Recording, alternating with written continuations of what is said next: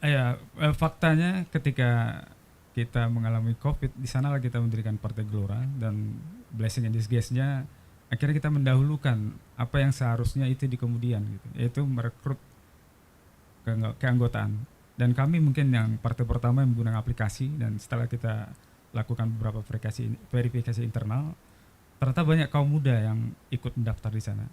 Nah, itulah kenapa di DPN, kalau kita sebut DPP-nya itu, beberapa bidangnya itu justru menyesuaikan tadi isu-isu tentang yang menjadi ketertarikan anak-anak milenial sekarang, isu lingkungan, pemberdayaan perempuan, bagaimana komunitas ini, kita tahu bisa.com itu adalah bagian dari aksi sosial yang justru karena kekosongan ketidakadilan pemerintah itu.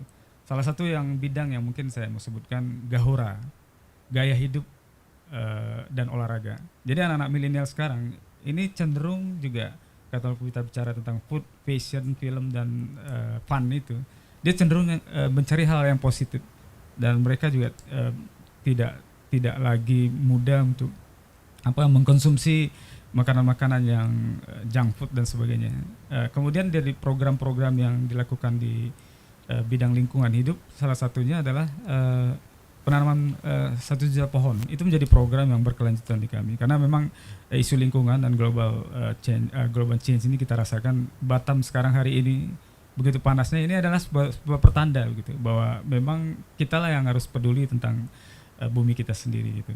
Kemudian juga terkait dengan stunting, kita juga punya program Gen 70 maksudnya. Gen 70. Gen 70 ini adalah kita ingin bagaimana Korea ketika tahun 1978 mencanangkan wajib minum susu anak-anak balita. Saya kebetulan pernah merasakan di sekolah Katolik di Pekanbaru, sekalipun dari rumah kami sudah ada sarapan susu dan sebagainya, tapi setelah sampai di TK, itu sebelum belajar anak-anak harus dipastikan minum susu dulu gitu.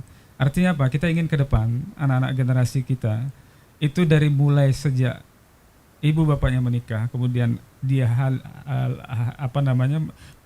ibunya mengandung, itu pemerintah harus andil di situ dalam pergiziannya. Kita tahu sekarang yang Jepang dan Korea yang dulu mungkin lebih pendek dari orang Jawa, sekarang kan tinggi-tinggi.